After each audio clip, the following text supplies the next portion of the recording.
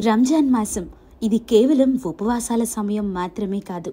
ఆధ్యాత్మిక చింతన, దాన ధర్మాలు మరియు విందుల యొక్క పవిత్ర కలయిక. ఈ మాసంలో ఇఫ్తార్ విందులలో హలీం ఒక ప్రత్యేకమైన స్థానాన్ని సంపాదించుకుంది. సుగంధ ద్రవ్యాల ఘాటు, మాంసం మృదుత్వం, పప్పుల పోషక విలువలు. హలీం ఒక అద్భుతమైన రుచి.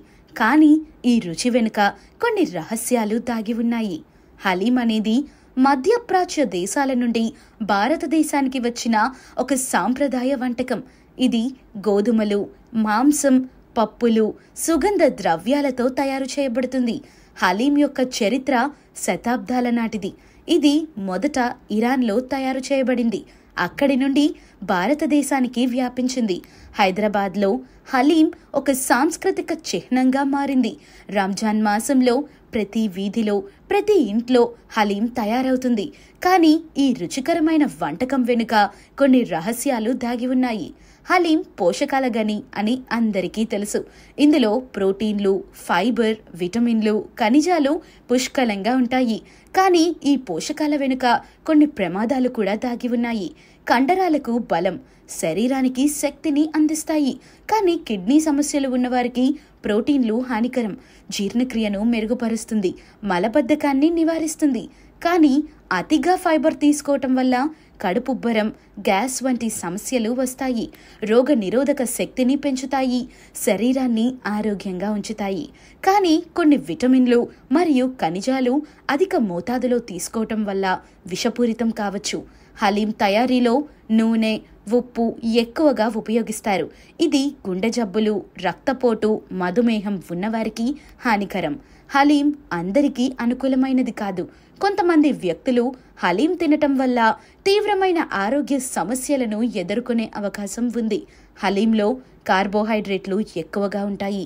ఇది రక్తంలో చక్కెర స్థాయిలను పెంచుతుంది. మధుమేహం ఉన్నవారు హలీం తినేటప్పుడు జాగ్రత్తగా ఉండాలి. వైద్యుల సలహా మేరకు తీసుకోవటం ఉత్తమం. హలీంలో కొవ్వు, ఉప్పు ఎక్కువగా ఉంటాయి. ఇది గుండె జబ్బులు ఉన్నవారికి హానికరం. గుండె జబ్బులు ఉన్నవారు హలీం తినటం మానుకోవటం మంచిది. హలీంలో ప్రోటీన్లు, ఉప్పు ఎక్కువగా ఉంటాయి. ఇది కిడ్నీ సమస్యలు ఉన్నవారికి హానికరం. కిడ్నీ సమస్యలు ఉన్నవారు హలీం తినటం మానుకోవటం మంచిది. హలీంలో మసాలాలు ఎక్కువగా ఉంటాయి. ఇది చిన్నపిల్లల జీర్ణ వ్యవస్థకు హానికరం. చిన్నపిల్లలకు హలీం ఇవ్వటం మంచిది కాదు. హలీంలో మసాలాలు ఎక్కువగా ఉంటాయి. ఇది గర్భిణీ స్త్రీలకు హానికరం. గర్భిణీ స్త్రీలు హలీం తినేటప్పుడు జాగ్రత్తగా ఉండాలి. హలీంలో మసాలాలు ఎక్కువగా ఉంటాయి. ఇది వృద్ధుల జీర్ణ వ్యవస్థకు హానికరం. వృద్ధులు హలీం తినేటప్పుడు జాగ్రత్తగా ఉండాలి. హలీంలో క్యాలరీలు ఎక్కువగా ఉంటాయి. కావున దీనిని ఎక్కువగా తింటే అది బరువు పెరగటానికి దారితీస్తుంది. కావున వీరు కూడా తక్కువ మొత్తంలో తీసుకోవటం మంచిది. హలీం తయారీ విధానం కూడా ఒక రహస్యం. ప్రతి కుటుంబం, ప్రతి రెస్టారెంట్ తమ సొంత ప్రత్యేకమైన విధానాన్ని కలిగి ఉంటాయి. కొన్నిసార్లు ఈ రహస్యాలు తరాల నుండి తరాలకు సంక్రమిస్తాయి. కానీ ఈ రహస్యాలలో కొన్ని ప్రమాదకరమైనవి కావచ్చు. హలీం తయారీలో ఉపయోగించే మసాలాలు కొన్నిసార్లు కలుషితం కావచ్చు. ఇది ఆరోగ్య సమస్యలకు దారితీస్తుంది. హలీం తయారీలో ఉపయోగించే మాంసం నాణ్యత కూడా ముఖ్యమైనది. నాణ్యత లేని మాంసం ఉపయోగించటం వల్ల ఆహారం విషాదం సంభవించవచ్చు.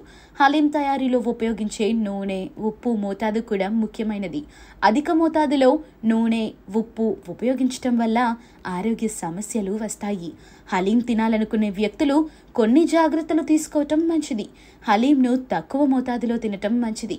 ఇంట్లో తయారు చేసిన హలీంలో ఉప్పు, నూనె తక్కువగా ఉంటాయి. మీకు ఏదైనా ఆరోగ్య సమస్య ఉంటే హలీం తినటానికి ముందు వైద్యుల సలహా తీసుకోండి. హలీం తయారీలో నాణ్యమైన పదార్థాలు ఉపయోగించటం ముఖ్యం. హలీం రుచికరమైన, పోషక విలువలు కలిగిన ఆహారం. కానీ ఇది అందరికీ అనుకూలమైనది కాదు. హలీం తినేటప్పుడు జాగ్రత్తగా ఉండటం మంచిది.